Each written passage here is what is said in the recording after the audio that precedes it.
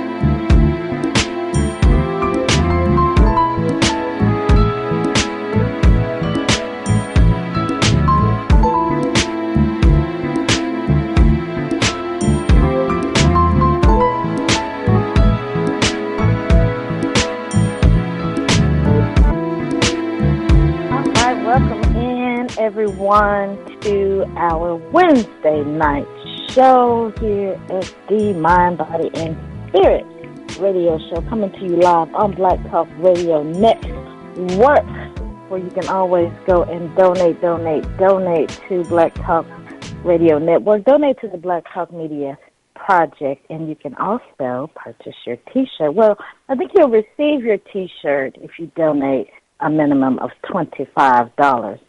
And you need to donate. We need to support each other, support our brother Scotty Reed. What's up, Scotty? How you doing? Hope all is well up there in North Kakalaki. I'm doing as well as can be expected, and I hope you and Featherlight are experiencing a pleasant evening. Oh. Yes, we are. Yes, we are. Let me tell you, it cooled off here in Houston. This was like the second cool day, because it was really cold about a week ago. It dropped down to 44, and that's darn near freezing here in Houston. I think today it was 50 something, and it was darn near freezing. I had on my cowgirl boots and a jacket, so I mean that's freezing for Houston. I was like, oh my God, it's cold, thank goodness. Ugh. I welcome a little cold weather because it's always so hot here in Houston. Yes. Hot in so many ways. I love Houston. I put on for my city. I love Houston, but I'm moving down to the island in 8 days. I am counting it down. We're taking our show to the island, man. We'll be on island time, man. Come on, man. Come on. I don't know how to speak island, but anyway, so we're moving to the island. We're taking Mind, Body, and Spirit to the island. We're going to have the Mind, Body, and Spirit island style. Island style mind. Yes, man. Come join us. Yeah, Chaz. Come join us on the island, Chaz. So maybe if it's not too windy, one day we can have a show out on the beach. I don't know. I doubt it. But anyway, we'll do something out there. We will have quite a bit going on out there. We'll be filming our millennial TV show, Hey Now, out there on the beach. So we'll be getting it going. So stay tuned. And I am glad. Oh, welcome in, Featherlight. Let me say namaste to you. Namaste. Looking forward to your breathing. Oh, how are y'all? Très bien, merci à vous. I'm practicing my French. Welcome. Très bien, merci à vous. Okay. Well, comme ci, comme ça. I can get a little français in too. Comme ci, comme ça. Shoot, parlez-vous français? God dog it. Parlez-vous français? I can say a little bit of everything and a little bit of something. Yes. Give us some hassa. Oh, yada bakadai. All right. Yada bakadai. All right now. I have a little something to work with. Chaz. And so welcome in everyone that is tuning in to the Mind, Body, and Spirit Radio Show. Tonight we will speak about speaking your truth. Speaking your truth, emotional terror. Speaking your truth. Speaking your truth, baby. Emotional terrors and spiritual vibrations. Actually, we'll be talking about signs that you're experiencing a spiritual vibration. So, if you're not speaking your truth, we're going to help you speak your truth. And we're going to talk about who are the real terrorists. As much as I love Mother Dunning, I remember when Mother Dunning would come on with us. Mother Dunning is taking care of herself and her family right now, so she is not on air with us now, but she may join us at some point in the future. But Mother Dunning has to take care of her family. But I remember when Mother Dunning used to say that the terrorist this and the terrorist that, and I was like, what in the heck are you talking about as a terrorist? I mean, you know, we have some real domestic terrorism going on right here, every day on the streets and the courts. Yeah. I'm talking about some people coming from somewhere else. You don't have to worry about them too much. We need to worry about these people that don't want to give people free health care. And you know what? Speaking of health care, we said that we were going to mention this last week, and we didn't get to it. But if you could just talk about how, as a person that's receiving your Social Security and still being taxed on that featherlight. Okay, so I was going through some of my old check stubs when I was with FedEx, and I noticed that they took out for Social Security, naturally, and also there was an amount that was taken out for Medicare. I thought, I never noticed that before. They take out so much, you just get your check and be happy. But then I thought, okay, so at the end, when I retired, they give me a little bit, regardless of how much I put in. They say how much I'm going to get every month.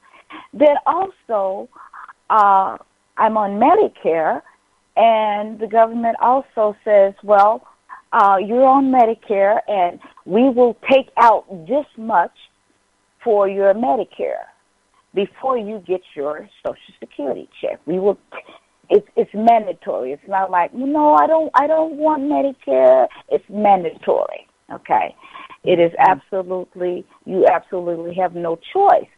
And everybody, the thing of it is that I know, I'm smart enough to know that everybody did not have the same amount taken out of their check every month because everybody didn't make the same thing, naturally.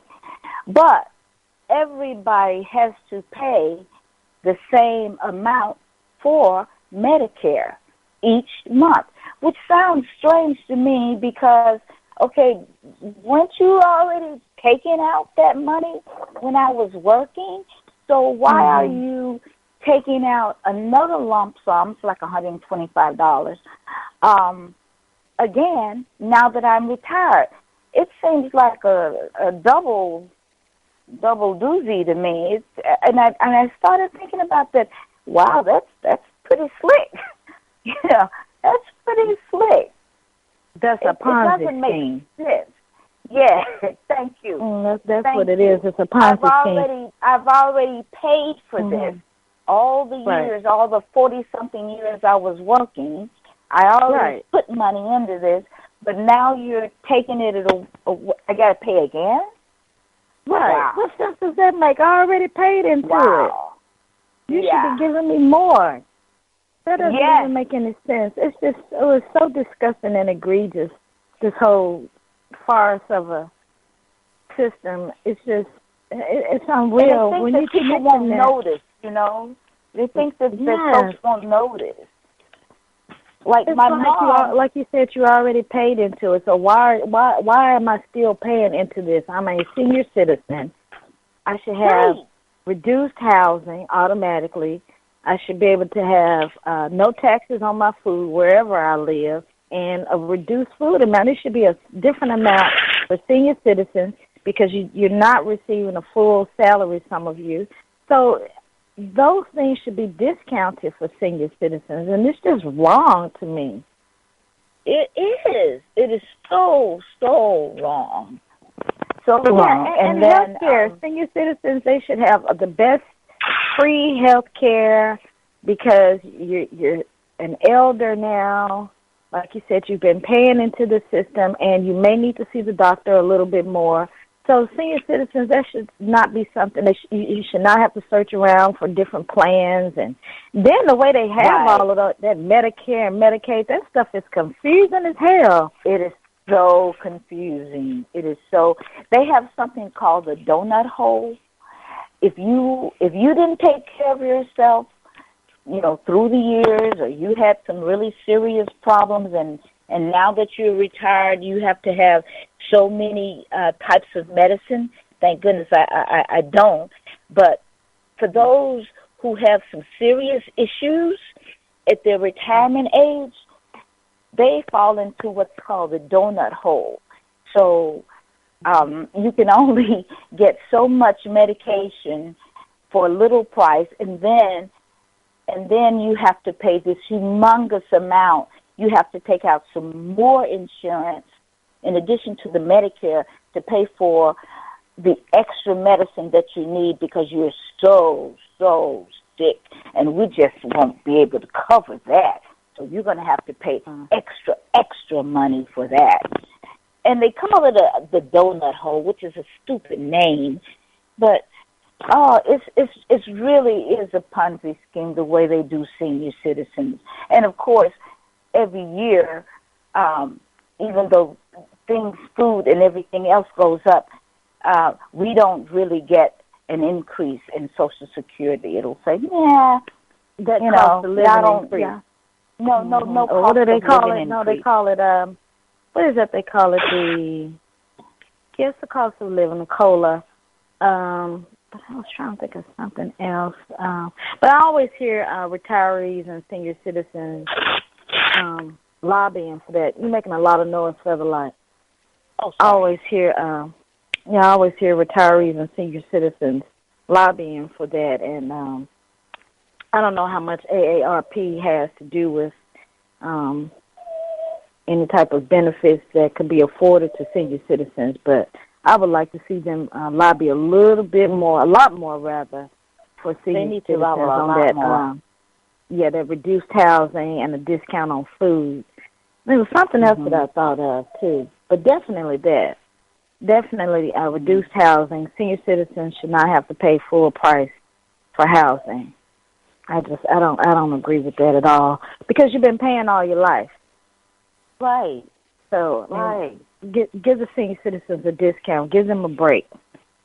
Definitely on their food because I hear a lot of senior citizens speaking about it. And thankfully, you don't have to suffer like that, but some senior citizens have to make a choice between buying some bread and some meat or whatever, fruits and vegetables, food, and buying their medication.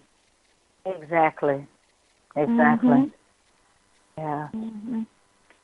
So if you weren't wealthy all of your life and can retire in Florida or Madrid or something, you're just a regular senior citizen that worked a regular 9 to 5 and made $3,000 or $4,000 a month or something. Then you retire. I mean, you only have what do you get, like 3/4 of that or something? And you're supposed to make it off of that? No, that was good 10 years ago, maybe. But now, when milk and bread and all of this stuff is twice as much. What was that I was buying? I was purchasing something. I think it was some tuna fish. And I said, this tuna fish is 79 cents and 88 cents a can. I remember when it was two for $1. Remember that? $2 for $1. Right. Yes. $2 for $1. Like, this is crazy. Well, this doesn't make any sense. So that's why I'm saying they shouldn't ask senior citizens to pay that much.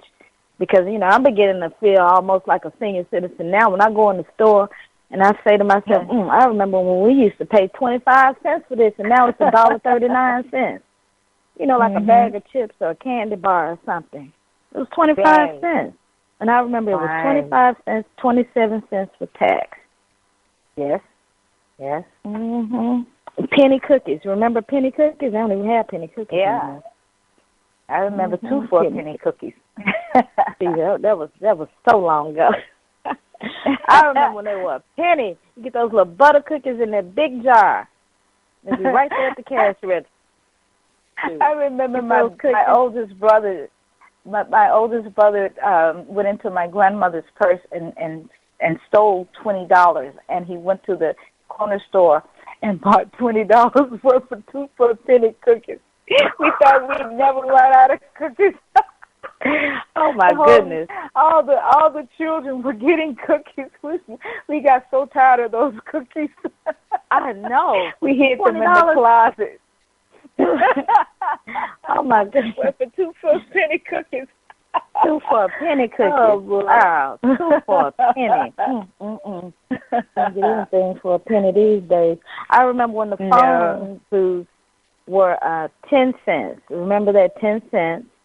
And then the phone booth. See, these young children, they don't know about the phone booth. Yes. But the phone booth was 10 cents. And then I think it went up to 15 cents, and we almost had a fit. So, baby, when it went up to a quarter, remember that? It went up to a quarter? Ooh. It was like a quarter. I'm going to be using the phone. Wait till I get home. Yes. It was 25 cents. I said, Lord, and your mom always told you when you went out on a date, take a dime, so you can, if you had to come, you know, if you had to leave your date friend, take a dime so you can call home and we'll come and get you. Oh yeah, you keep your few little dimes in your pocket too, boy, in your little purse. We sure did. I remember those days too, having that little dime, having that dime to call home. I'm ready. Come get me. So tonight we are, as we mentioned, we'll be discussing speaking your truth, emotional terrorists, and signs that you are experiencing a spiritual vibration. So we're going to talk about all of that tonight. And for our African spirit tonight, we will honor Coretta Scott King, the lovely, honorable Coretta Scott King, Mother Coretta Scott King. I think that's what we should call her. Queen Mother. Yeah, Coretta Scott King. Yes. And we are going to squeeze in a letter tonight. We do have a letter. We will squeeze that in tonight. Yes. Been holding on to all these letters. We end up talking so much, I don't even get the letters in. I don't know. People like, she didn't even read my letter. So we'll get to the letters. And so if you want to email a letter to us, we'll read it. It could be a letter about your spiritual journey, health, relationships, dating, career questions, love, etc., social justice, whatever. We'll read it. We will read it. And we'll have some hot topics and more. And so the lights want to give out our phone number? Our phone number is 866-510-9025. That's 866-510-9025. Yes. You can follow us on the BTR page and join our group on the BTR page. If you go to Black Talk Radio Network, you can sign up for BTR, the BTRs, and you can join our Mind, Body, and Spirit radio show page. And also you can follow us on the Twitters at Mind, Body, and Spirit. And you can also follow us on our Facebook page. And let me see, I did not share my quote as we open, so let me just share a quote. Okay. A reading man and woman is a ready man and woman but a writing man and woman is exact. And that is a quote from the Honorable Marcus Garvey. Marcus Garvey. Marcus Garvey. I'm trying to say it like that. I'll see you in the whirlwind. Oh, yes, I'll see you in the whirlwind. What's that man's name? The reggae artist, Burning Spear. He has quite a few reggae artists have Marcus Garvey songs. But, yeah, that's a quote from Marcus Garvey. A reading man and woman is a ready man and woman, but a writing man and woman is exact. It's exact. Mm-hmm. I like that. Okay. Mm-hmm. I have another motivational quote, just quickly. Okay. You can never cross the ocean unless you have the courage to lose sight of the shore. Ooh, so take that step. Take that step. Take the step. You can do it. Believe in yourself. Mm-hmm. Yes. So those are my two quotes that I have. Make that jump. I have a quote. Lies don't always end relationships. Sometimes the truth does. Telling the truth and making someone cry is better than telling a lie and making someone smile. That's Paulo Coelho. Now, I wanted to share something briefly about that because I have had an experience with that. I'm one of those people, being sensitive myself. I'm very reluctant to say something that will hurt someone's feelings because I think of them hurting my feelings, and I think, how would I feel if someone told me that? So I have held back. I have held back from saying things that I probably should have said. But as you know, my thing now is I'm coming out. I'm loosening. I'm opening up my throat chakra, because when you hold things inside, they tend to fester and it's just not good for you. So I have this friend. I've had this friend for over 10 years, about 10 years. And when I first met him, I kind of noticed that he was a little bit, judgmental, if you will. He said something about some of these folks out here don't even know who Frantz Fanon is, Wretched, that book. And I said, well, yeah, Wretched of the Earth. And I thought to myself, well, a lot of people don't know about that, That's kind of deep. And he would say things, about gay people and the people who, just different people. He would just make judgments about them. And I just kind of looked over it, because I liked him as a friend. We could have good conversation. He was very intelligent.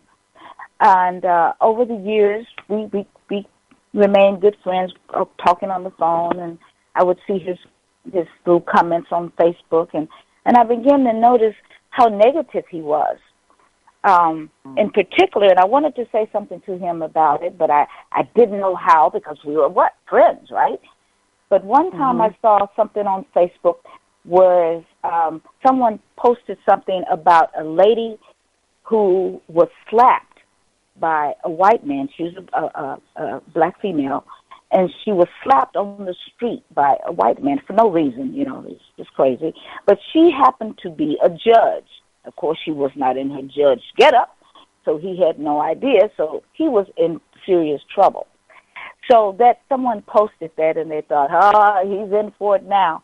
And so my friend said something like, and this happened in Chicago, and so my friend's post to that, which I thought was really good, he's going to get it.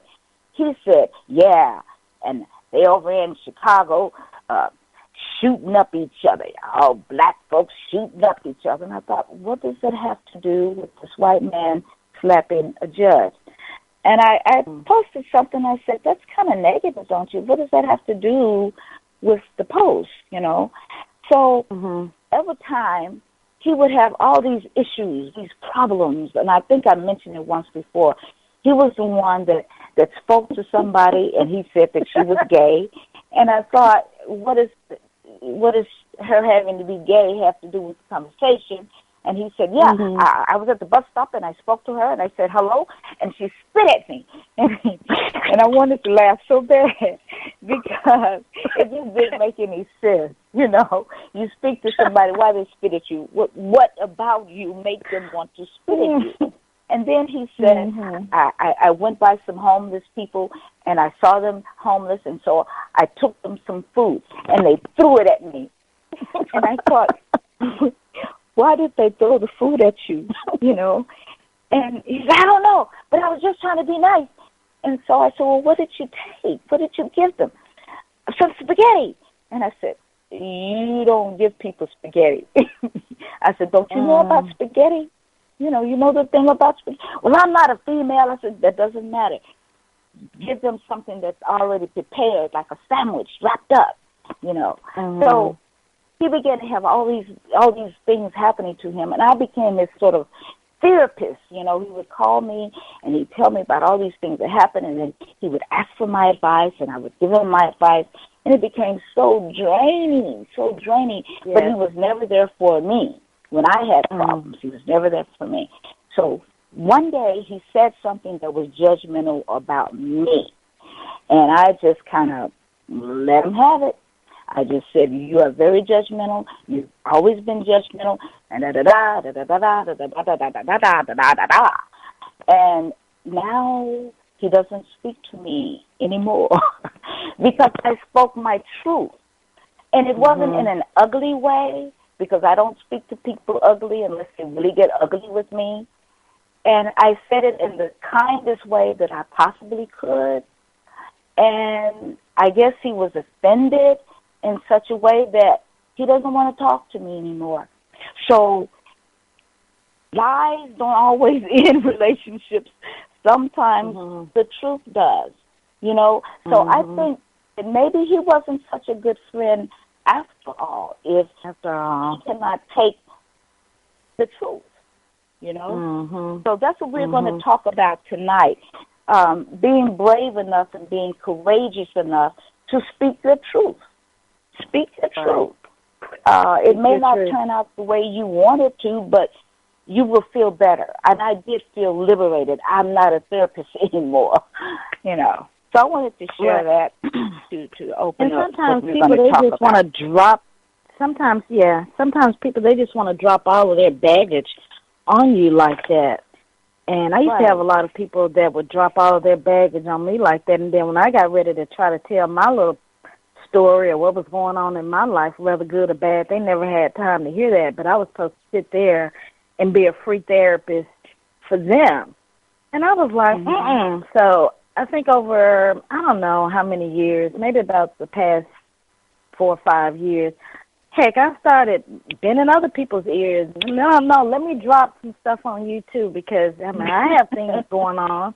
You know, everything is not perfect in my life. Some things are. Let me share the good and the bad. Listen to me sometimes. I've always been that person that lend an ear for people. And so I said, you know what? I need somebody to listen to me sometimes. Let me get some free therapy. Shoot. Right.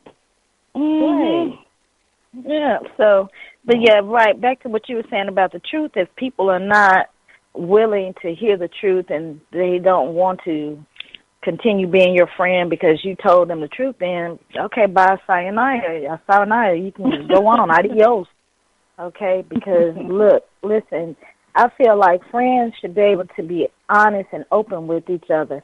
And if you can't be honest and open with me and I can't be honest and open with you, then we don't really have a real friendship. No. I need to be able to be honest and open. Right, and I want my friend to check me when I'm wrong or check me when I'm out of order, inappropriate, out of line. Check me on that, because we're supposed to help each other grow. And it's a way to do that without being judgmental. I mean, just And I think that there is not a class on that, not that I know of, so it's just something that we have to try to learn through life how to share with people without being critical, overly critical and judgmental, and coming and having your comments come out in a way that may be too harmful. It may harm a person, it may hurt them, but it's the how you present it to a person, how you communicate that to a person. Exactly. And sometimes you may have to take a step back and come back to that another day after you think about it and say, now, how can I address this with this person?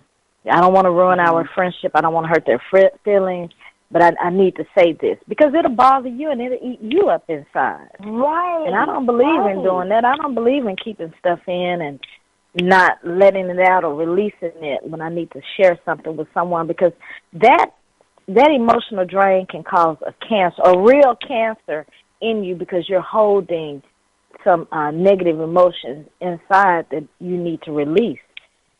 And we have to really understand that you will become ill and sick because you're holding things in that you really need to release. So, release it, baby. I have no problem now releasing what I have to say. I mean, sometimes I do have some restraint because I am an Aries and I can be very blunt, and sometimes it just comes out however I'm thinking. So I do sometimes have to, like, take a step back and say, okay, now let me see, how can I say this without saying it the way I really want to say it? And sometimes I feel like, well, why can't I just say it the way I want to say it anyway? So it's a balancing act. It's a balancing act. So it's just something we have to learn through life, I believe. Are we ready for some hot topics? Yes, we are.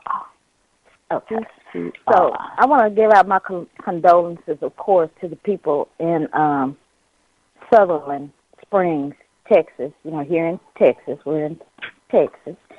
And so I'm sure everybody knows about this shooting that happened with this Edwin Kelly, who killed 26 people. I know some people were still in critical condition. I hope that they have not passed. But 26 people in a Sutherland Springs church. They say this man went in blasting before he even came through the door. And I just saw in my news feed that I guess they have a video of him going into the church. But in listening to the story, oh my God, families, I think it was like a whole family of 8. There were a lot of children that were injured or killed because the children had just come in from their Sunday school class. And so they were like sitting right there in the back when he came in. And so apparently he had some type of conflict with his in-laws. And I believe they were a part of the congregation, but one of his in-laws wasn't there, but I think like the grandmother was there.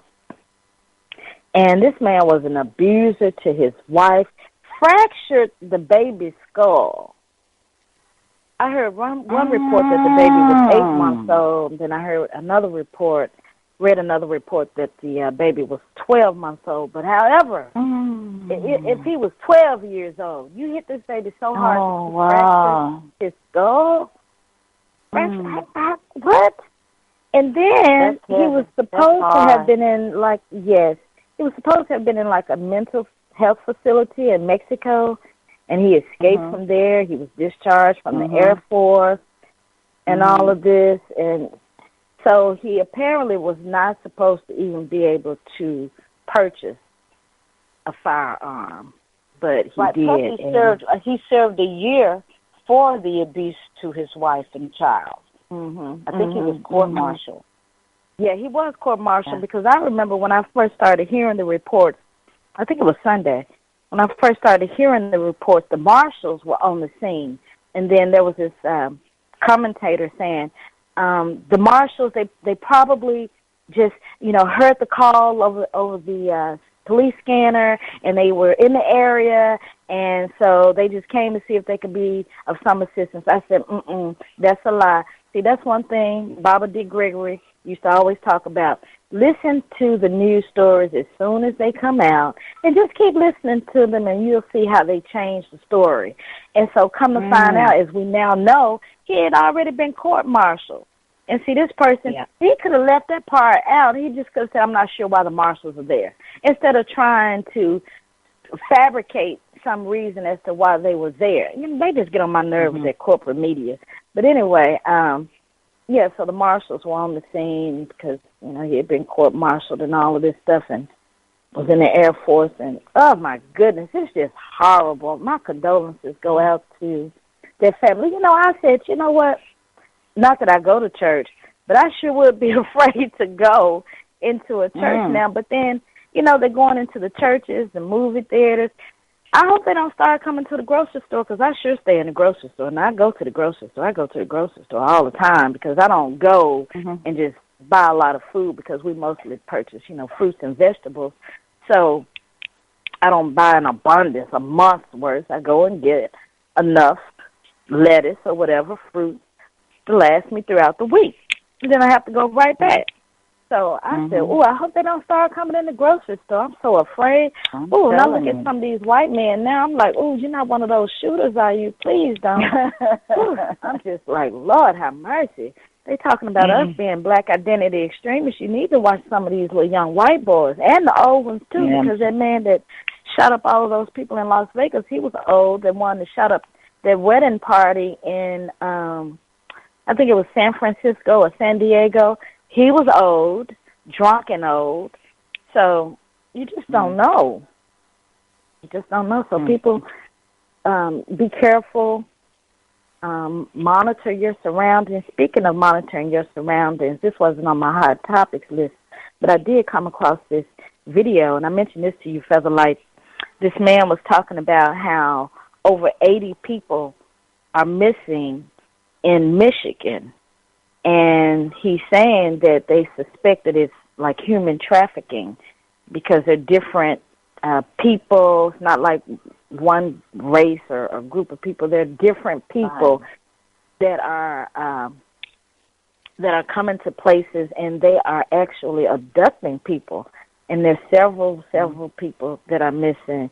So people, be careful. Watch your surroundings. Houston is notorious for human trafficking, notorious for it. So we really have to be careful in this area, with, you know, Houston being such a major city, and you have so many different conventions coming here, so many different people. I remember at one time that Montrose area was known for human trafficking. So Montrose is like a very popular, affluent gay area here in Houston, Texas. And so a lot of young children, a lot of runaways were being abducted and forced into human trafficking. So I just wanted to share that. I thought about that, just thinking about monitoring your surroundings. So people, be careful. And the man was advising people to go in groups when you go to the grocery store. And I have always said this. I remember when I was a student at the University of Memphis, the Asians and the Indians, they would always escort their women. You wouldn't see too many Asian women or Indian women walking alone on campus at night. Nope. They would escort them. It would be about a group of 5 or 6.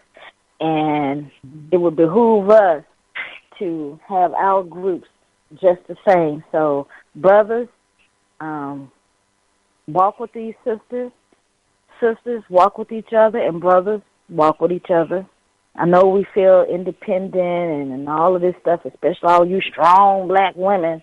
But listen, accept that protection from some brothers if they want to walk with you.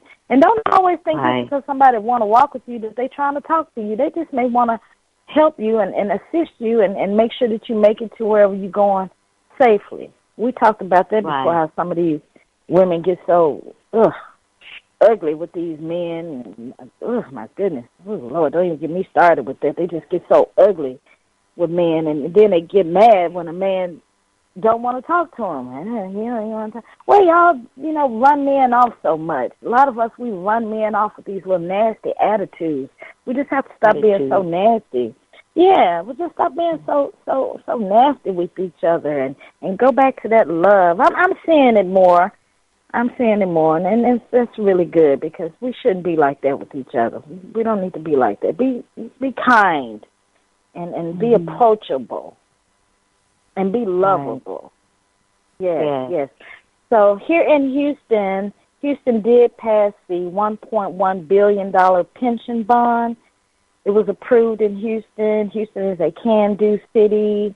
It was a very, very hot ticket here on the ballot for Election Day yesterday. So the pension bond was all about securing the pensions for city workers, first responders, police, and fire.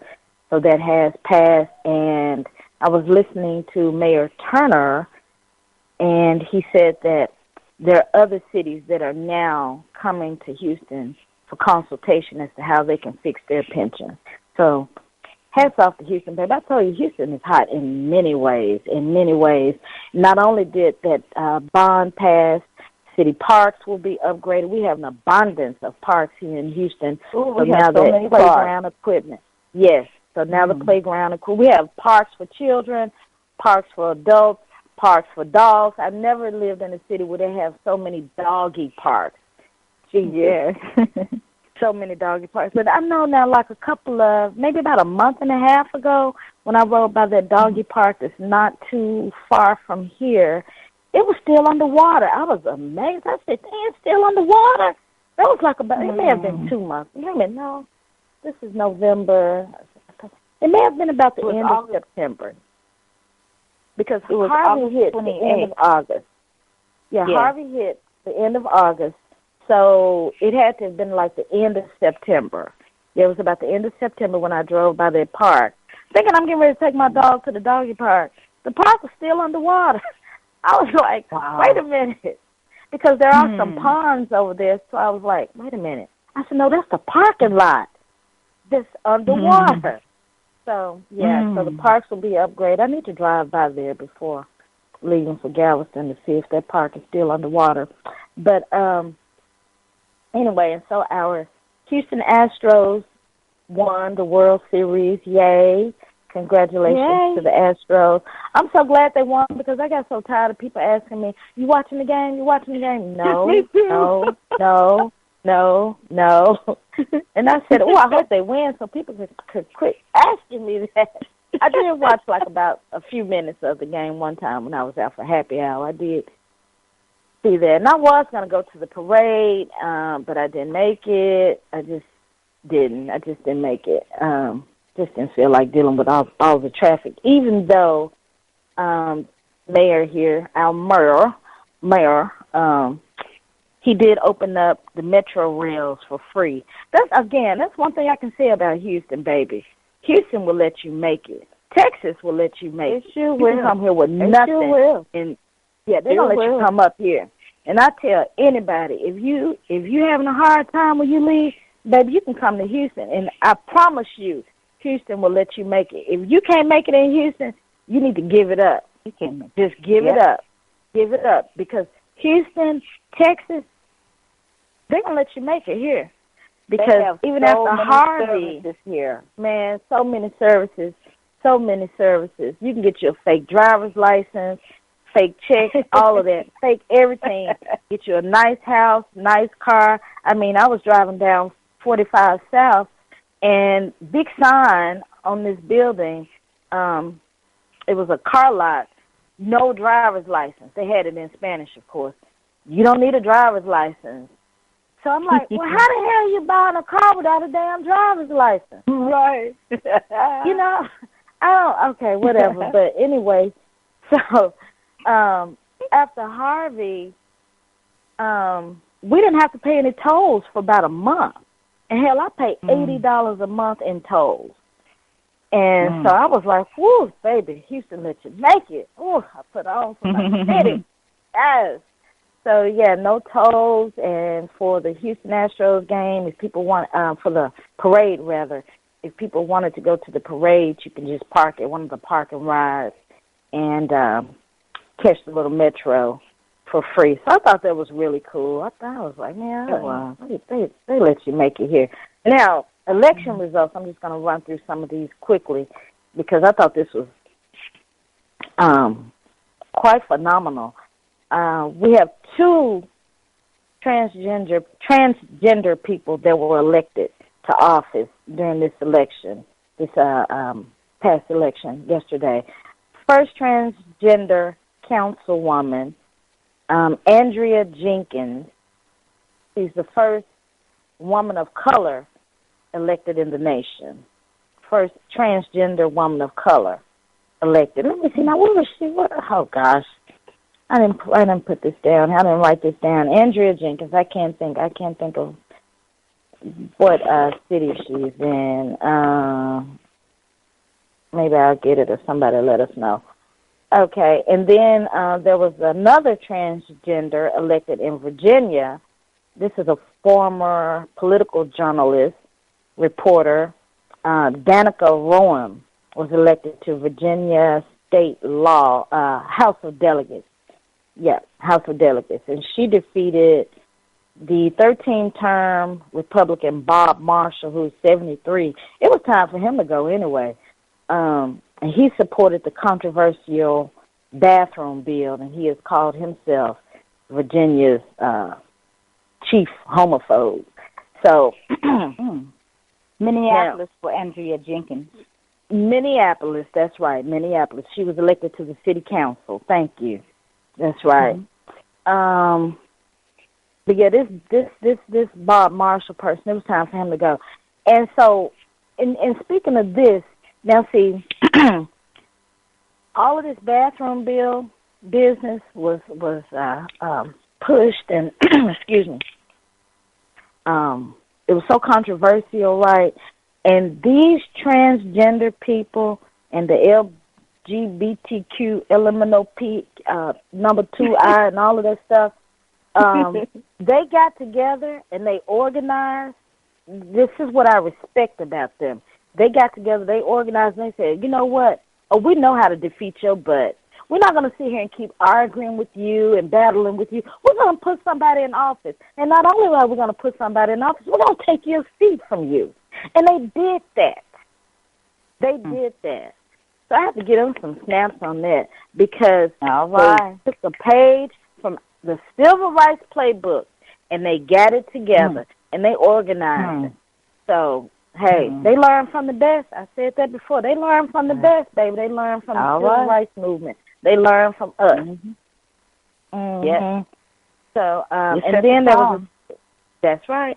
That's right. And they got them somebody in office. Now, you know, whether or not you agree with their lifestyle, I'm not talking about their lifestyle. I'm talking about the fact that they organized and got that man out of office. And guess what? They're going to have whatever kind of bathroom and all this other stuff, whatever they need and want. Okay? Because they are getting their people in office. And I can't be mad at them. Hey, you got to push for what you want. We sat up here and we let Barack Obama be in office and thought he was just going to do everything. I was one of those people. I was like, woo, baby, life's going to change for us black folks. Woo, we're going to be dancing on the plantation. And I remember my best friend said, well, what about if he is not in office? Shouldn't you still feel like things are going to get better and you're going to be able to do whatever it is that you want to do? And I said, you know what, you're right about that. But anyway, civil rights attorney Larry Krasner, he's district attorney-elect in Ely, Philly. He was endorsed by Black Lives Matter, Occupy Wall Street, Act Up. I think it's called Act Up Now or Act Up. And he's an attorney, civil rights attorney that has served as a defense attorney for protesters. He was in opposition to stop and frisk. So he has been elected as the district attorney up in Ely, Philly. I love Philadelphia. Ooh. Man, if they didn't have all that snow, I would move to Philadelphia. I love Philadelphia. I really do. I like it. Then Phil Murphy defeated Kim Gennadiel, whatever her name is, to replace Governor Krispy Kreme. Governor Christie. And, his ratings are so low. His ratings are like in the teens. So it was time for him to go anyway. Yeah, it was time for him to go. And then this race that a lot of people were watching between, Ralph Northam, who defeated Gillespie. Now, Gillespie, Trump tweeted out that Gillespie didn't really embrace him the way that he should have. But, Gillespie was he was trying to play that role what's his name? Al Gore did with Clinton. Yeah, I'm with you, but I'm not going to speak out on it right now while I'm running for this office. So that's how Gillespie was, and his butt lost. So, anywho, anybody but Crispy. Well, I called him Crispy. Crispy, but Crispy, because I'm thinking about Krispy Kreme, because that's what they call you, Krispy Kreme. So anyway, now in Ohio, voters rejected a measure that would have reduced the price of pharmaceutical drugs. Now, what I've heard from people speaking about on this whole measure in Ohio was the language, which was probably constructed by some pharmaceutical attorneys, and they had all that legal jargon in it. So people really couldn't understand what the measure was. So you know how they have these propositions and these different measures written. That the average 3 or 4 paragraphs that don't make any sense at all. Right. That's why it's so important to go online. That's why this year I did what I do. I said, let me go online and let me just try to read more about some of these measures. Because now, here in Houston with the bathroom bill, when our former mayor, who was an openly gay woman, when she was pushing for that bathroom bill, there were a lot of pastors that came out, and I have to give it to them, they came out and explained that bill to people, because the way that the bill was written, and in fact, not only did they explain it, they had the wording, the language, the verbiage in that proposition changed so that people could understand it better, because the way that it was, right, you remember that, I think it was last year, because the way that it was written up, it sounded like, we don't want to discriminate against people being able to go to the bathroom anymore, like black people were discriminated against during the civil rights movement. So it sounds perfectly wonderful. I don't want people to have to drink out of separate water fountains and separate bathrooms and all of that. No.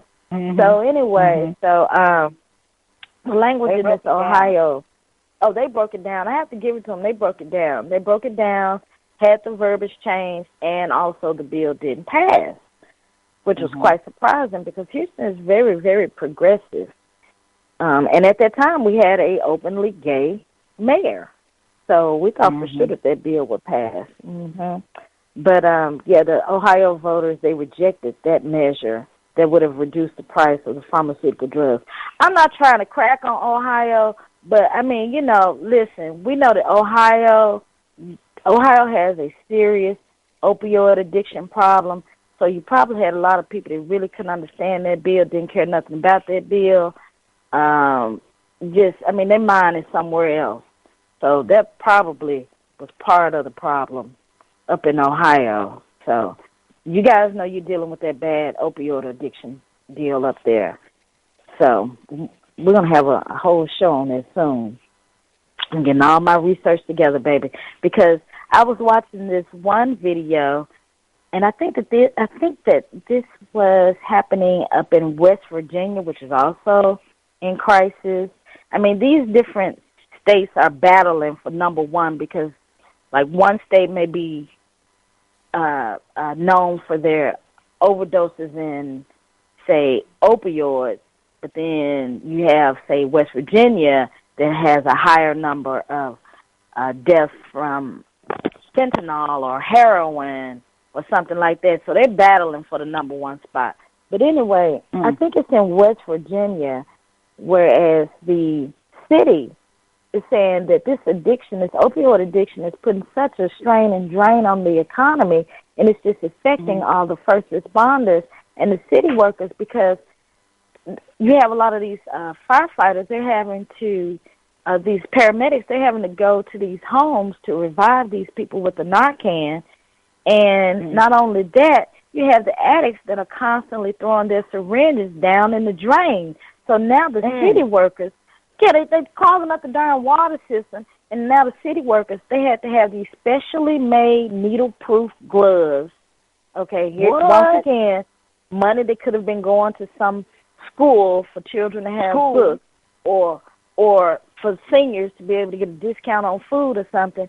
No, the city had to spend money on some specially made gloves because the city workers are having to dig down in these drains to pull out the syringes that the people throwing down in the drain, clogging up the darn water. Girl, I would be so mad. Oh, I would be so mad. I would be livid that these addicts are just constantly draining the system in every which way. And I understand some of them are saying that, it's a disease and all of that. Okay, I hope you get over it. I hope you get well and stop doing your heroin and your fentanyl and all of that stuff. I really do. But it's just putting too much of a drain on everybody. It really is. It really is, because nobody was trying to help. And that's another thing about when crack was an epidemic. Crackheads, they just did their crack in a crack house. They want, calling for paramedics to revive them off the street and in the stores and all of this stuff, and got to come up with makeshift morgues and all of the, asking for billions of dollars so that they can get housing because they spent all their parents' money, and now they're trying to get in a rehab, and the parents don't have, it wasn't all of this stuff with the crack. You did your crack, you were a crackhead, everybody knew you were a crackhead, they laughed at you, I hope you got better, whatever, grandmama was praying for you, and that was that. You were just a crackhead. You either died or you got off the crack and got your life together. But with this crap, it's just ridiculous. It's ridiculous. I'm just over it. I'm over it. What is this medicine? What is this drug that Narcan? Narcan or naloxone. I think naloxone is like. My mother said that now it is available in Walgreens, that you can buy it in Walgreens. Yeah. I hadn't heard that until you mentioned that to me, and I was like, what? And Walgreens, but I mean they're providing the Narcan to librarians because I guess they're going into the library to do their drugs. I mean they just try to find anywhere where they can go, and so yeah, it's bad. It's sad. I do feel sorry for them, but at the same time, none of this sympathy was given to crackheads. Like I said, we laughed at them. We felt sorry for them too, but I don't remember crackheads putting this much of a drain and strain on the economy. And then what really pisses me off about it is the fact that once again, when crack was flooded in our neighborhoods, you saw all of our people being locked up and jailed and incarcerated and all of this on the news every night, but we don't see any of these people. You don't that see are any. Right. No. They're robbing, they're committing grand theft, they're writing checks. I mean, just doing it, prostituting themselves, they're stealing, doing all kinds of things, committing all kinds of crimes, let me say that. But we don't see this, we don't hear about it. And it's happening. So that is a mouse. Yes, because it's primarily affecting white women and white men. Yes. And so we don't see them on the news. I can't believe it's already 10 o'clock and I'm still sitting up here running my mouth about hot topics. We haven't even gotten into our topic or love the body. So let's take a quick break and we will be right back.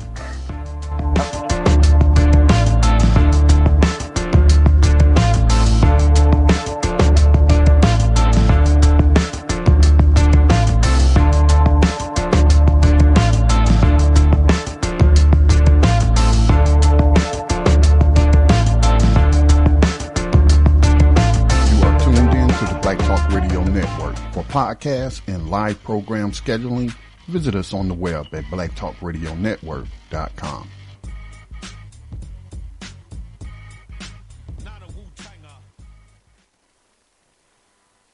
All right, and we're back here at the Mind, Body, and Spirit Radio Show. Yes, Scotty, crack kills slowly. Like Whitney Houston said, crack is whack. Crack is whack. So, yeah, I wouldn't want to shoot up any heroin. And a lot of these people, they say that they did start on these drugs because they had an injury or something like that, and, you know, they were given the Vicodin and all these pills, and then they no longer could get the prescription, and so they started on the street pills. They would buy the pills from somebody, and then they say they drug dealer, the street pill person or whatever, ran out of pills but would give them a bag of heroin. And I hear now you can get a bag of heroin for like $6, less than a what is it? A pack of beer, case of beer, whatever it is, 6-pack, whatever. I don't drink beer, so I don't know. But so a lot of people say that that's how they became addicted to the heroin, and now they're on this fentanyl and all of that. And what gets me is a lot of these people, they know that the fentanyl will kill you, but they will still seek out the fentanyl. So it is my contention that some of these people are actually now getting a high off of dying and being brought back to life, because they call Narcan the Lazarus drug, because it brings you back to life. If you ever see any of those videos, the person is like out on the street, on the sidewalk, laid out, and then the paramedics come, they shoot the Narcan, they may have to give them 4 shots of it up their nose, and then they raise up and stand up, and they're like, oh, yeah, okay, yeah, you know, you can just take me to so-and-so hospital. And then they go to the hospital, and they stay there for a few hours, and they come right back home and do the same damn thing. And so that's what these city workers are saying. It's just too much. They're having to go to the same house 3 times a day. You know, how the hell you die 3 times a day? Woo! Lord have mercy. All right. You want to share your loved body with us, Featherlight? Did we lose you, Featherlight? Check your mic. Oh, sorry about that. Mic check. Check. All right. So I wanted to, first of all, do a quick review of the benefits of stretching, because I left off something that was kind of important last week. And I wanted to say this: your body is like a vehicle, and how you maintain it determines its mileage and performance. So stretching is vital, yet it is so simple to do. Stretching, you can do stretching while you're still in the bed.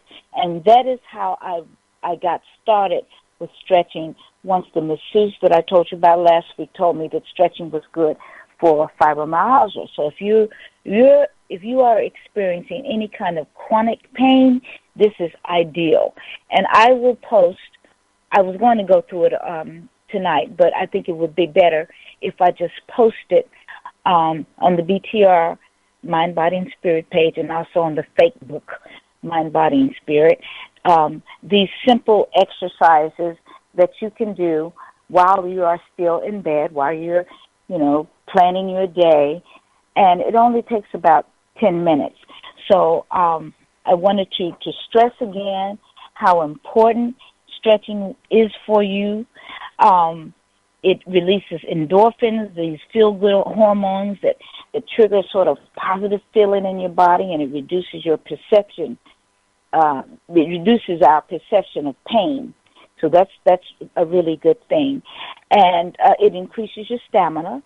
It fortifies your posture. It enables flexibility, promotes blood circulation, which in itself improves your overall health because it promotes cell growth, and we all want that in organ function. And lastly, your heart rate will also lower because it doesn't have to work as hard.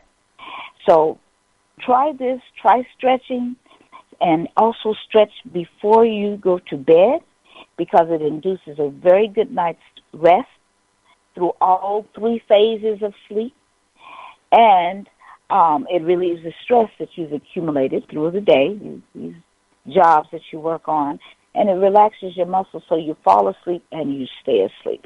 So check out our Mind, Body, and Spirit on the BTR, For Us, By Us, and also the fake book, and I'll have these simple little techniques that you can start doing. Now, I have a question. What is in your medicine cabinet?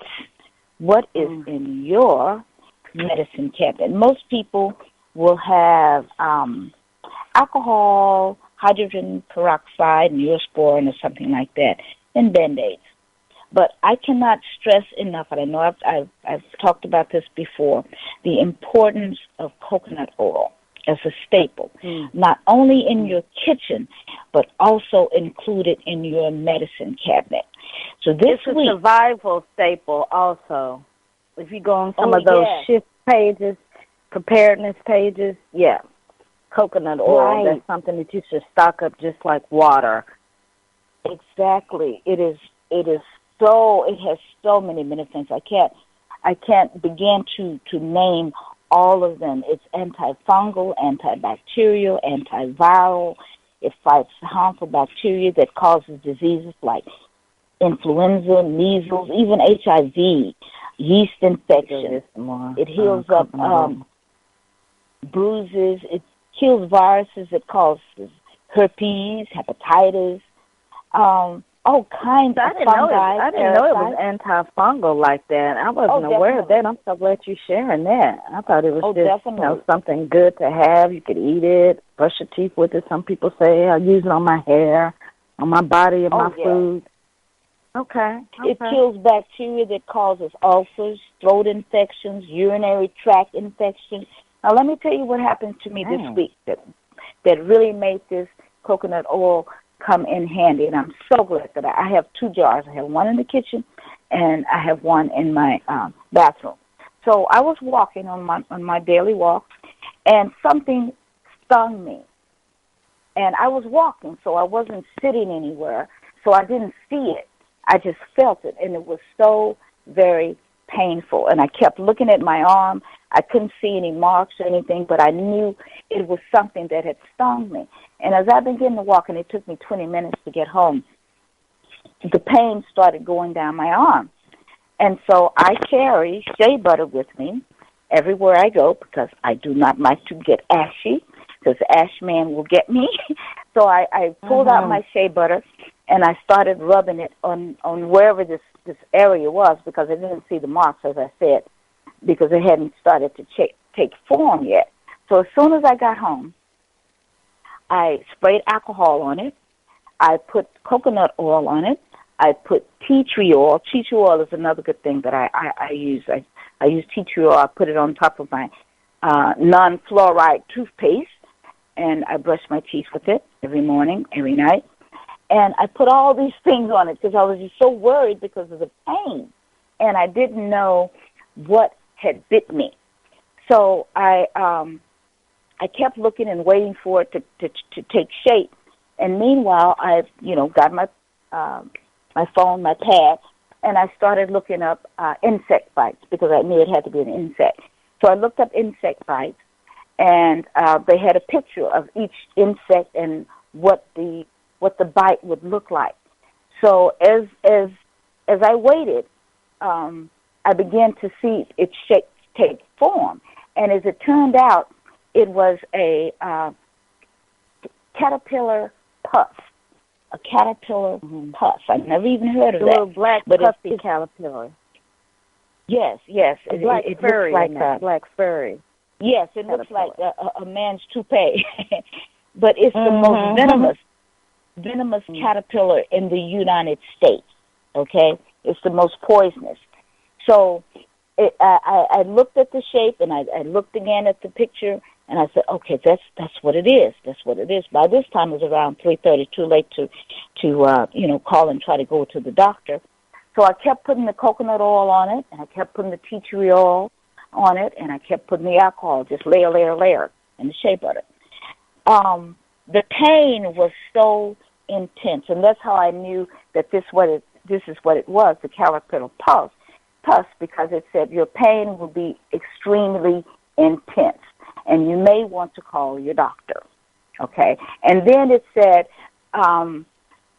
it depends on how bad it will be or how painful it will be as to how many spines were embedded in the bite. So it suggested that you take some cellophane tape, which we had plenty of, and put it on that spot and then rip it off.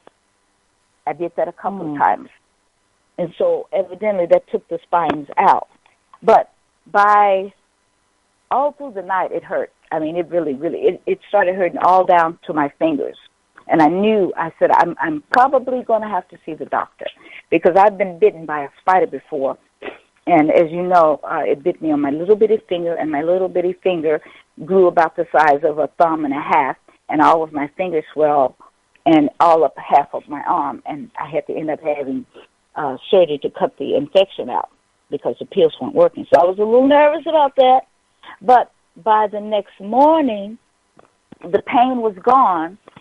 The site of the bite, it was starting to fade. And as a result of my expedient treatment, home treatment, I didn't have to go to the doctor. I feel fine now. That was like, was it yesterday or the day before yesterday? But anyway, I feel fine, and I didn't have to go to the doctor.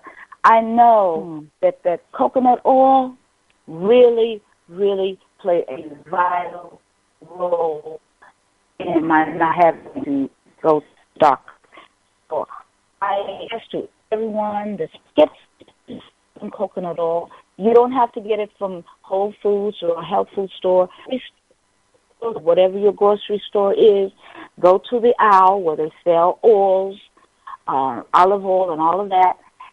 It's no more than $3, $4, $5, $6 for a big jar. Keep it. It will save you, and so many other things you can do with your hair. It makes your hair lively and healthy, and your skin. I put it on my face at night as a moisturizer. This stuff is a miracle worker. It really, really is. So that is my Love the Body tip for you guys for tonight. Thank you. Love your body. Love your body. Okay, we better go ahead on and try to run through some of our topics tonight. I want to start out with our Speaking Your Truth. Okay, Speaking Your Truth. Let me see. And this is from Infinite Waters, for Deep Divers, a short piece from Ralph Mart we'll share.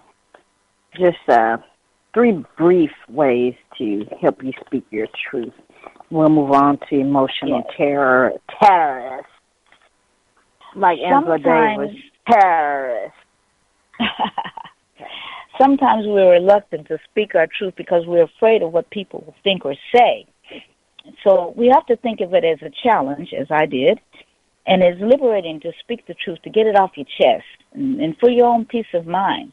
And it's a courageous thing to want to speak the truth in such a fake matrix world that we live in. And when you hold things inside, they can fester. So I read somewhere that it said when you don't speak your truth, it's like you're ashamed of it. So that's not a good thing. I thought, I don't want to be ashamed of my truth. So sometimes what you're most afraid of doing is the very thing that you should do, and it will set you free. So be calm when you're going to speak your truth. As you were saying before, sometimes you may be harsh, but be calm and collective before you speak your truth, not anxious or irritated. Be confident in your own truth. And who knows, you may help someone down the line. The guy that I was talking about earlier, after he gets over his feelings he will realize that I was speaking the truth, and he will realize that it came from a good place from me, and it may help him later on down the line. So it may not always turn out like you want in to begin with, but you will feel better when you do speak the truth. If your friend cannot deal with the truth, maybe they want your friend to start with, you know. So there are 3 kinds of truth we wanted to share with you tonight to consider. And Black Rose, you want to tell them about the first one? Okay, so the first one, telling someone the truth, family, mom, dad, sibling, friend, it may be uncomfortable. It may be a chance for your relationship to grow deeper. They may look at you differently, but don't worry about it. Stand in your own truth and not be ashamed. And I totally can relate to that, because with some family and even some friends, I may not share as much. I generally try to see what level of conversation I can have with some people, and then I'll take it from there, because sometimes I think my conversation, it can just go a little bit above people, not saying that they're not on my level in terms of, like, intelligence. It's just my thoughts on something or my belief. I know it's contradictory to what they believe, and I just don't even want to go into the whole debate of it all, because I'm not really into debating people unnecessarily. You know, I'm just not like that, and I just don't even feel like it most of the time. Yeah. And I don't feel like I have to explain myself. So in order for me to not have to go through this with them trying to pull it out of me as to why I feel like this or why I believe like that, when they haven't done any research on the topic that I'm talking about to even come from a perspective of knowledge. So why should I even waste my time? So I just don't. Yeah. So that's what I have to say about that piece. Okay. Well, here's a quote on that. It says, "The truth is like a lion. You don't have to defend it. Let it loose, and it will defend itself," by St. Augustine. Okay, so the second one is be true to yourself. Becoming more truthful to yourself could open your eyes to a whole new reality. It could show you something you weren't paying attention to before. You may be in a job you hate. You may be eating foods you know are not healthy, which may be damaging your organs or limiting your lifespan. Or you may be in a relationship you know is not healthy. You know it's not going anywhere. So facing the truth within yourself can sometimes save your life. So that's another truth, being true to yourself. Indeed, be true to yourself. You got to be true to yourself. Okay, and the third one, the world truth. When you realize most of what you were taught in school was a lie. There's a book with that title. You may be upset about it. It may be difficult to accept, but once you do, it will set you free. When you decide to start speaking the world truth, aside from the mainstream, you will be met with a lot of resistance for sure. But speak your truth with confidence. It's a game changer. It makes you more mature, more authentic. You begin to know thyself. If there is something in society that bothers you, whether it's our educational system or the way certain groups are treated, the prison system, whatever, speak it. And that's one thing that Scotty and the abolitionists do. They speak truth to power about the prison system and bringing knowledge to how the prison system is just another form of slavery, and it is. It is. And here these people working for $2 a day and all of this, and I never will forget when, just to digress a moment, I never will forget when I went to hear, speaking about Angela Davis, she came to the University of Memphis to speak, and she was speaking about the prison industrial system, and she was talking about how there are people that work for AT&T while they're incarcerated, work for AT&T 5, 6, 7 years now while they're incarcerated. And then once they're released and they apply for a job with AT&T, AT&T will not hire them. But look, I was working for you for 8 years while I was incarcerated. But now that I come out and I'm a felon, you don't want to hire me. You know, it's again, a Ponzi scheme. I keep saying this, maybe one day we'll all realize it. So speak your truth. Thank you, abolitionists, for speaking your truth. It may tick someone off, but again, it will set you free. Freedom. Freedom. And here's the last, one other quote. When you eventually see the veils to how things really are, you will keep saying again and again, this is certainly not like we thought it was. Not like we thought. Not like we thought. Not like we thought. Remove the veil and you will see the truth. All right now. So just to speak briefly on emotional terrorists, came across this. I love Blavity, that little site with those millennials. Yeah. Put out the little news every day. I love it. But I tell you. Anyway, so Blavity had this article about being an emotional terrorist is easier than you think. Ask these 4 people. A call out of the snakes in the grass that recently made someone else's life hell. So people have been talking about Papa John's Pizza because Papa John's, the owner of Papa John's, CEO, John Schnatter, he's been blaming his declining pizza sales on the NFL's poor leadership abilities. So he's upset because people have been kneeling at the games, football players been kneeling. So he's talking about it's affecting his pizza sales.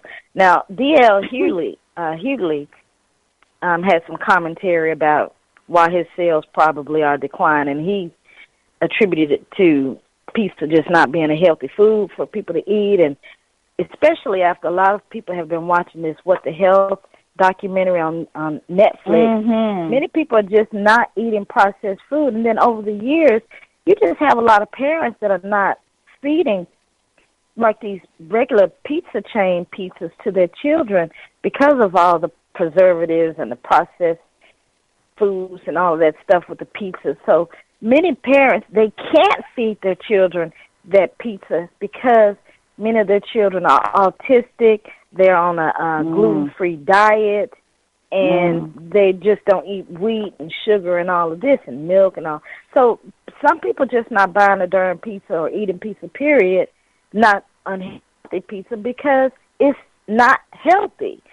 So now, that's right. So he's trying to blame his sales on the protesting of the national anthem and all this, which really nobody's protesting the national anthem. People are protesting the mistreatment and police brutality that we've been enduring for years, decades, centuries here. So that's what people are protesting, Mr. Papa John's.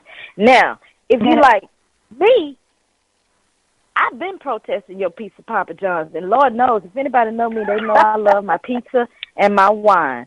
But for me, in my house, Mr. Papa John's, I've been protesting you since you started complaining about, well, not protesting you, but not buying your pizza, since you were complaining, talking about, well, if I have to have Obamacare for my employees, then I'm going to have to go up on my pizza, and I might have to lay some people off. So that's when a lot of people really stopped buying your pizza, because I know I did. And I know if I did, I know a lot of other people did too. So don't try to blame on NFL. Your sales have probably been declining for the past 9 years. So don't even trip. Don't even trip. Nobody, like D.L. Hughley said, maybe they just not buying your pizza because the sauce too damn sweet. They just don't like it. I did kind of like his pizza, but I promise you, I don't care how much I like something or somebody, when I know that you're not good for me or you wrong, I'm done. It's a wrap. Me too. And I used to order Papa John's pizza all the time. in fact, I remember this nonprofit organization that I used to work with. We used to order pizza all the time, and then we stopped ordering from Papa John's. Oh, I remember what it was about Domino's. We stopped ordering from Papa John's because of his Obamacare comments. And then the Domino's Corporation, they were all up in a tizzy about the birth control being added to Obamacare or something like that. So we stopped ordering from them.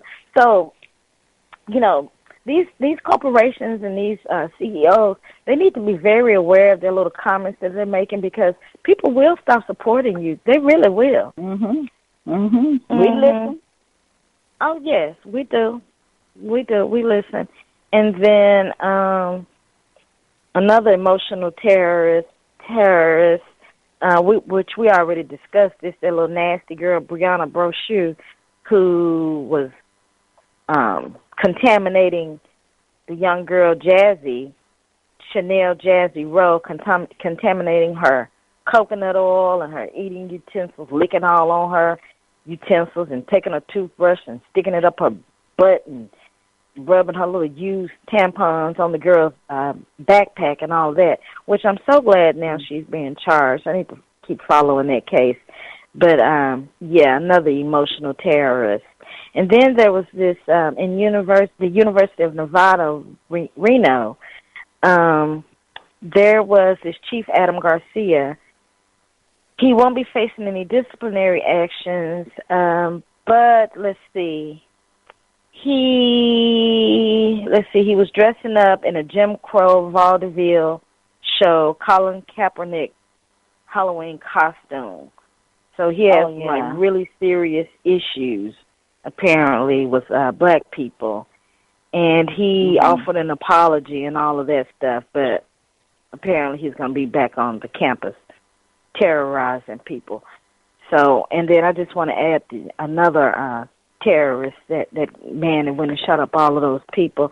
And so my thing is, in Sutherland Springs, my thing is, as I mentioned before, sometimes we call, say, Muslims or something, we call these people terrorists. But we have some real emotional terrorists that are playing with our emotions right here. Right here. In this country. Right. They're born and raised, baby. Born, raised, and bred. Born and raised. Right here. And these people, they will play on your emotions. Yeah, they'll play on your emotions and have you just going every which way possible. So we'll pick back up, and we're going to come back with signs that, well, actually, we'll come back with our African spirit, and then we'll run through briefly signs of energy vibrations, spiritual vibrations, rather. All right, so we'll be right back after this break with our African spirit, honoring Queen Mother Coretta Scott King.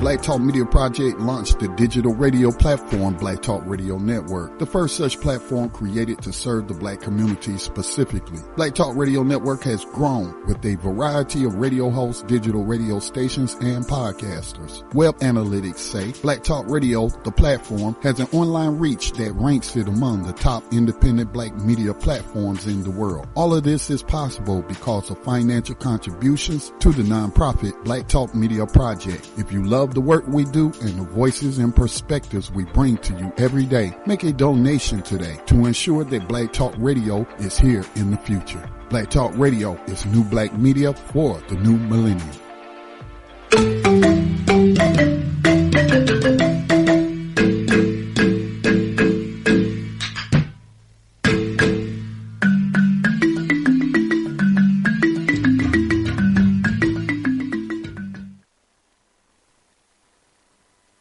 And we are back here at the Mind, Body, and Spirit radio show for our African Spirit segment. I must remind you that starving a child is violence. Suppressing a culture is violence.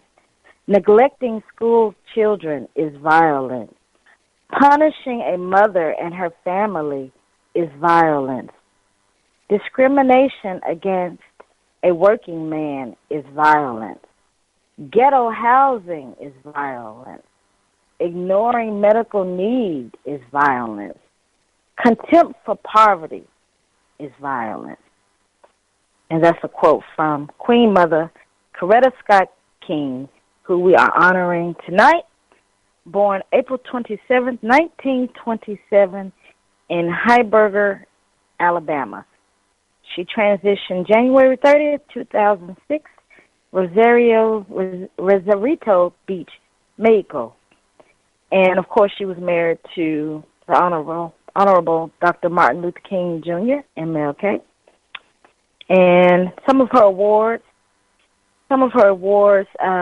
she won the award for authors, Gandhi Peace Prize. She was known as a human rights activist and leader, and she won that award. 1927, 2006. Okay, so Coretta Scott King was one of the most influential women leaders in our world. Prepared by her family, education, and personality for a life committed to social justice and peace, she entered the world stage in 1955, as wife of the Reverend Dr. Martin Luther King, Jr., and as a leading participant in the American Civil Rights Movement. Her remarkable partnership with Dr. King resulted not only in 4 children who became dedicated to caring for their parents' work, but also in a life devoted to the highest values of human dignity and service to social change. She traveled throughout the world speaking out on behalf of racial and economic justice, women's and children's rights, gay and lesbian dignity, religious freedom, the needs of the poor and homeless, full employment, health care, educational opportunities, nuclear disarmament, and environmental justice.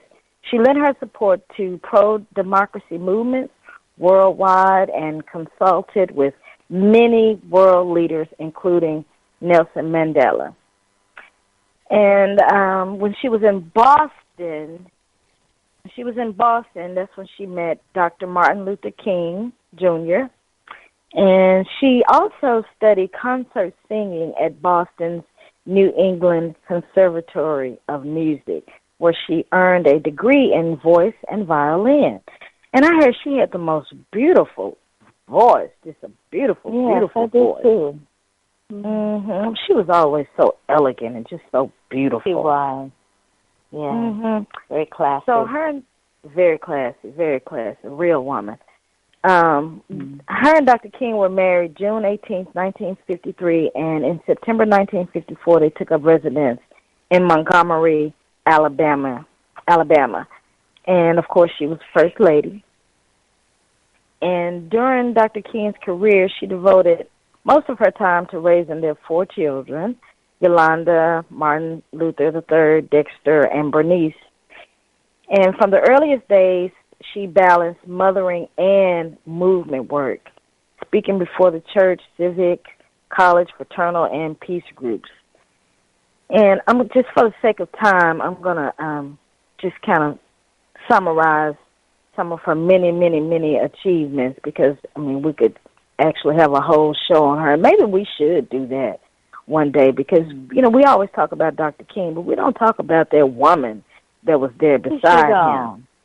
Yeah, exactly. Her story. After her story, that's right.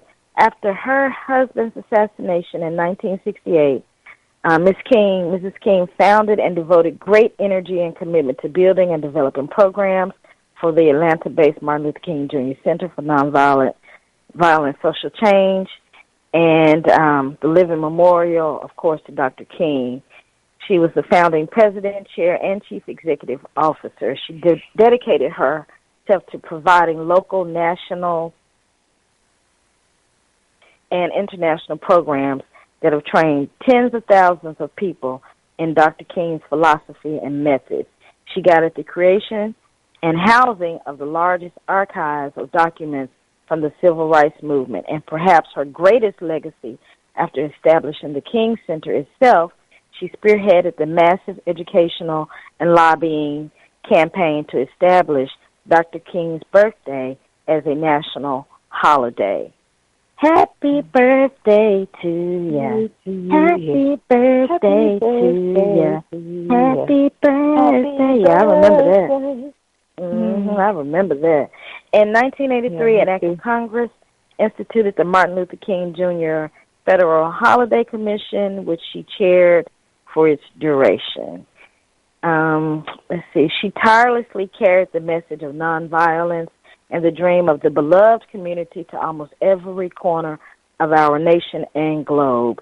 She led goodwill missions to many countries in Africa, Latin America, Europe, and Asia. She served as a Women's Strike for Peace delegate to the 17-Nation Disarmament Conference in Geneva, Switzerland in 1962. She was the first woman to deliver the Class Day address at Harvard and the first woman to preach at a statuary service at St. Paul's Cathedral in London. A lifelong advocate of interracial coalitions, in 1974, she formed a broad coalition of over 100 religious, labor, business, civil, and women's rights organizations dedicated to the national policy of full employment and equal economic opportunity as co-chair of both the National Committee for Full Employment and the Full Employment Action Council. In 1983, she brought together more than 800 human rights organizations to form the Coalition of Conscious sponsors of the 20th Anniversary March on Washington. In 1987, she helped to lead a national mobilization against fear and intimidation in Forsyth County. Remember, that's where Oprah took her show to, I believe. It was Forsyth County. Yes, I remember Forsyth. And then in 1988, she reconvened the Coalition of Conscience for the 25th anniversary of the March on Washington. Let's see, and just to sum it up, just to conclude, in 1985, Mrs. King and three of her children, Yolanda, Martin III, and Bernice, were arrested at the South African Embassy in Washington, D.C. for protesting apartheid. One of the most influential African-American leaders of her time, she received honorary doctorates from over 60 colleges and universities, authored books, a nationally syndicated newspaper, and served on and helped found dozens of organizations, including the Black Leadership Forum, the National Black Coalition for Voter Participation, and the Black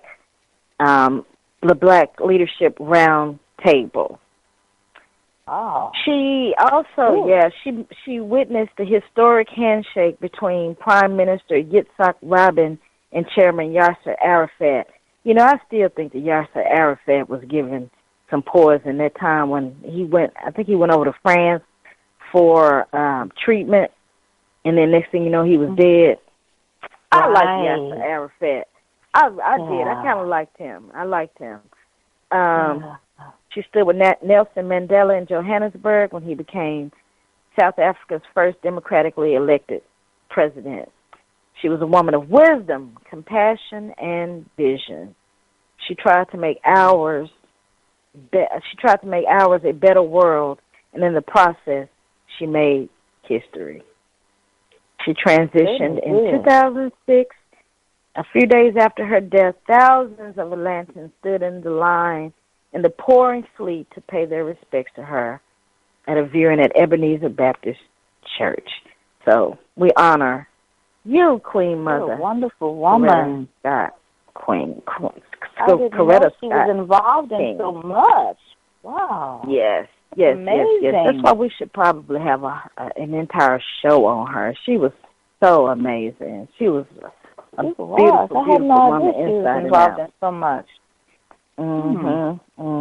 Thank you. So Thank yes. you for sharing that. Yes, yes. So let's just breeze quickly through, and then maybe we can pick back up on this signs that you're experiencing spiritual vibrations. And then I know you need to go into your breathing. Will we have time for the letter? We said we were, but I don't know if we're going to have time. Oh, I forgot about the letter. Well, let me just read a little bit about this, about signs you experience in spiritual vibration, because I know some people may want to hear a little bit about this. So sometimes you may feel healthy and lively, and you have a wave of vibrational energy. You may have this wave of motivation that gives you like a feeling of being able to accomplish anything. No task is too daunting. So when you know that you're experiencing this spiritual vibration, that is what you will feel, that you can accomplish anything. You're not afraid to take on tasks that you have a minute chance of successfully completing. Like, there have been times when I felt like, well, I have this project in mind, but I just do not go through with it because now I know I didn't have that spiritual vibration yet, that it just wasn't the right time. I wasn't in the right space. So when you do feel that you can complete these tasks, then you're experiencing a spiritual vibration. And when you have confidence in your communication, that's a sign that you're experiencing this spiritual vibration. Like, some people may feel, like we spoke about speaking your truth when we discussed that. Some people may feel like they have difficulty communicating. They just don't have confidence that they'll be able to communicate with certain people. Well, having confidence in your communication, that's another sign that you're experiencing a spiritual vibration. So when you grow from being hesitant and speaking your truth and being confident in your communication, you have that fluency and you're confident. Your mind is open to all kinds of discussions. That's another sign. You're just open to all types of knowledge and discussions with different people. And you just have these discussions. Thought. I call it black thought. You just had this black thought. Right, you don't hesitate to disclose your opinion or discourse on a particular topic. Again, you just open. You're open to have this discussion or have this discourse on different topics, what you think, what you feel. You want your voice to be heard because you have this immense vibrational energy inside of you, which propels you to make your presence known. Another sign, you have an abundance in financial stability. You have the drive to attain wealth. You're no longer feeling like, oh, I'm just broke. I'm broke. When I used to go to church, this African Methodist church that I used to attend, that's one thing that pastor used to preach about. He used to say, never say that you're broke. Don't say you're broke. Just say you're having a temporary cash flow problem right now. Right. Yep.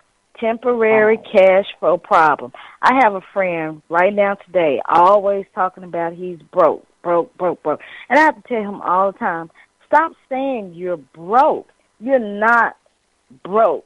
And if you keep saying you're broke, then you're going to continue to be broke. And then you're putting that, well, you're really going to be broke. And then you're going to, that's going to filter out into people in your life because that's the vibration that you're putting out. And that's that's financial advice that people give you. Don't surround yourself with so many broke people, or people that are broken financially or broken spiritually, because they'll bring you into that same little pit. You will. That same wave of vibration, that same plane. Right, and then if you have, not trying to be offensive, but if you have, broke friends, then you're going to find yourself, every time you go out somewhere with them, you always got to buy their meal. I know what that's like. I've experienced that with friends before. You always got to pick up the whole tab for them. And that gets expensive. That gets expensive because, once again, you're spending twice as much as what you would have spent because now you're going to have to buy your food and their food and then whatever else you're doing for that day. That gets expensive. Right. So another sign that you're having a vibrational, spiritual vibration, you enjoy harmonious relationships. Harmonious relationships are so vital. And also people get good vibes from you. Yes, they are. You don't need to have too many toxic relationships. You don't need to have any toxic relationships. But, yeah, you want to have harmonious relationships, people that can help you grow, people that can help you become a stronger version of yourself, and they appreciate that stronger version of yourself when you grow into who you are to be. Like what you said, Featherlight, when you spoke your truth to your friend, and then he didn't appreciate it. No, he wants you to just be closed-mouthed and meek and mild and don't say anything. No. Say something that he wants to hear. Right. Yeah. That's not how it's working. That is not how it is working. All right. So I'm so sorry. We're not going to have time to read our letter. I don't know. These 2 hours just went by so quickly. Not if you're going to do your breathing. And I guess I can just mention it quickly. This letter. Go ahead. Okay. Yeah, I'll sum it up. Okay, I'll just sum it up then. I'll sum it up. So I'm calling this letter Holiday Blues because we had a listener that wrote in, and she said that she's in an interracial relationship. She's black, and the person that she's dating is white. They have a really, really good relationship, she says. And he's very understanding and sympathetic to black issues and the black cause, black struggle. And so now that the holiday is coming up, they both want to visit their families. Now, she said that her family, she has a few people that may kind of look a little sideways at her, but they of course, are not going to be rude and disrespectful to her mate. She knows this. But she said there may be a little, some things going, some things said, just people trying to figure out where he's coming from. But she knows that her family would not be the type that would be like, well, you can't bring that white man over here. Whereas his family, he will have some cousins that are racist. And so she's saying she don't really even want to go around any of his family if they are going to treat her in a hateful manner or be disrespectful in any kind of way. And he's saying that, he will handle it, and he doubts they would, say anything that would be truly offensive to her. But what she's saying is if they can't agree to not go to his family's home, or either, and also maybe not go to her home, maybe they should just have Thanksgiving dinner together by themselves or with some friends, some mutual friends. So she's asking how should she handle this situation, because she said she just doesn't want to put herself in a situation whereas there'll be a big argument at the table, especially with the political climate that we're in. And now, I don't know if people know this, but Thanksgiving is the #1 holiday whereas domestic violence increases. You have a lot of family members that shoot and kill each other after eating Thanksgiving dinner. I didn't know that. Yeah, you can do the research on that. Thanksgiving, that's the #1 holiday where family members will kill each other. Wow. So, well, I definitely wouldn't want to go. Exactly. I mean, you have people going shooting up churches and all this. Yeah, so, sister, holiday blues,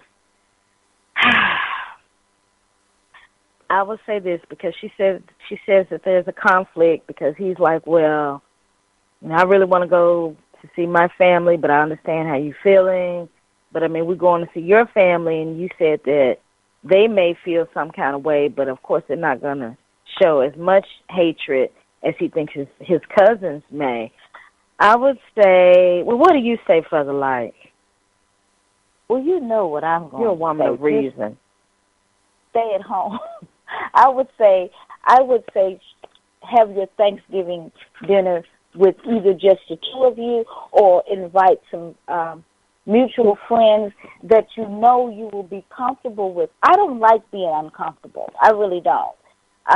So I would not put myself in a position where there is a chance that something awful will happen or something awful will be said, and it will ruin the whole day.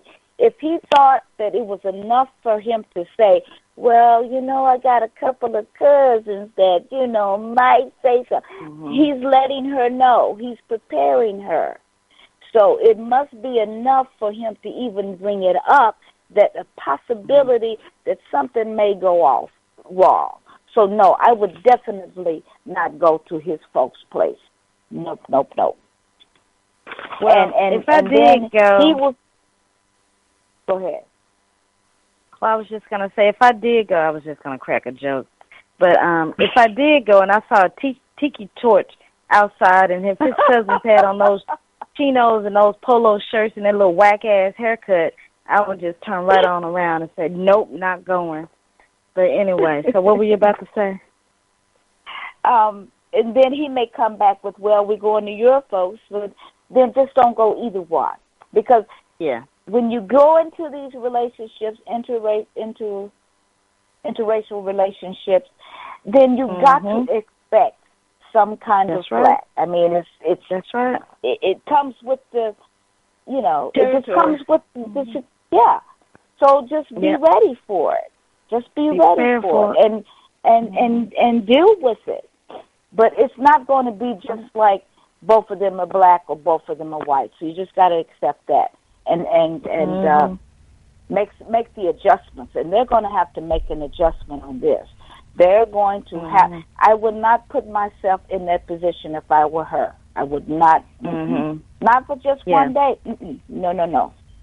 I have a question. No. I mean, you already have family members. Some family members, they'll trip out on you if you bring someone that's of a different class.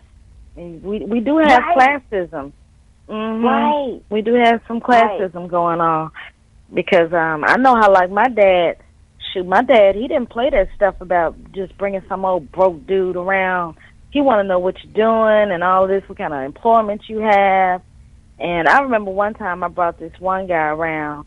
Well, I hadn't even brought him around because I knew how my dad was and how he is, rather. And this guy, he had, let me see, his title was like environmental, blah, blah, blah, something like that. But actually, he just worked at the hospital, whatever, like cleaning the rooms or something like that.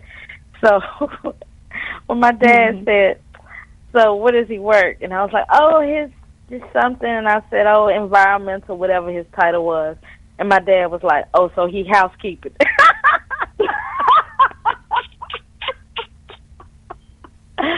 Woo!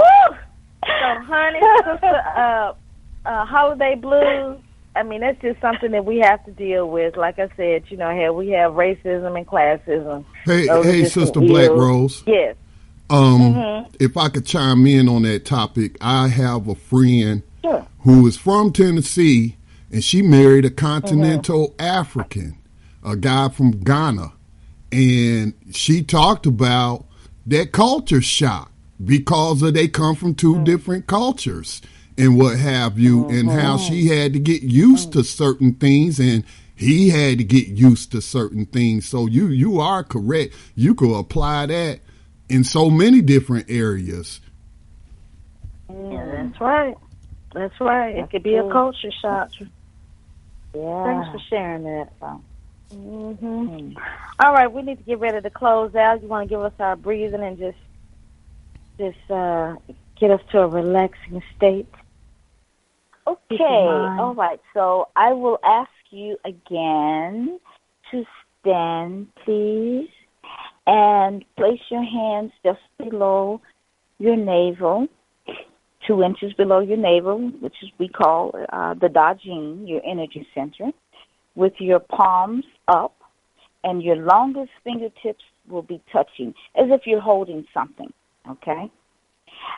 Your feet are shoulder width apart. You relax. Your shoulders are relaxed. Raise them up and let them down. Make sure they're not tense. Relax your throat. Relax your face muscles. Put a little smile on your face. Okay. Now, what we're going to do is we're going to do a quick Qigong exercise. It's an element exercise. Each of the elements has a Qigong exercise, and it corresponds to a different organ of the body. So this one is called the earth element, and it corresponds with our spleen. So what you're going to do, and I'm not going to do this with you because I make noise. I'm just going to read. So your palms are up, and your longest fingertips are touching as if you're holding something. And you're going to take a deep inhale, and you're going to fill your arms with energy. So inhale. Now, as you exhale, bend down, open your arms to the earth, spread your arms as if you're about to scoop up something. Inhale, scoop up good energy from the earth as if you're scooping up leaves. Bring them back up to your stomach, your lower abdomen. I'm sorry. I have to do this with you. Okay, inhale, scoop up, bring up the energy. Now bring your arms back to your lower abdomen. Now exhale, take your arms out to the side, palms down, arms straight, perfect balance. Inhale, reverse your palms, raise your arms up over your head and form a triangle with your hands. Exhale, bring your triangle down to your lower abdomen and pause. Breathe easily, soft and gentle. Now we're going to do this again. I'm going to say it right this time. Now, place your hands just below the navel again, palms up, fingertips touching, as if you're holding something. Inhale, fill your arms with energy. Exhale, bend down, open your arms to the earth, spread your arms. Inhale, scoop up good energy from the earth as if you're scooping up leaves. Bring your arms back to your lower abdomen. Exhale, take your arms out to the side, palms down, arms straight. Reverse your palms. Inhale, raise your arms up over your head, form a triangle with your hands. Exhale, bring your triangle down to your lower abdomen and breathe easily. That is your Qigong exercise with the earth element. So practice that. And I hope you were breathing properly. And thank you for participating in the quick Qigong exercise. We will see you guys in 3 weeks. We are taking off. We will be back Wednesday, November 29th. And speak your truth. Speak your truth. Speak your truth. Everyone have a wonderful, prosperous weekend. Peace and good night. Happy Thanksgiving. Namaste. I don't say happy Thanksgiving. It's slaughtering the Native Americans and black folks that are already here. But anyway, enjoy the holiday. Namaste.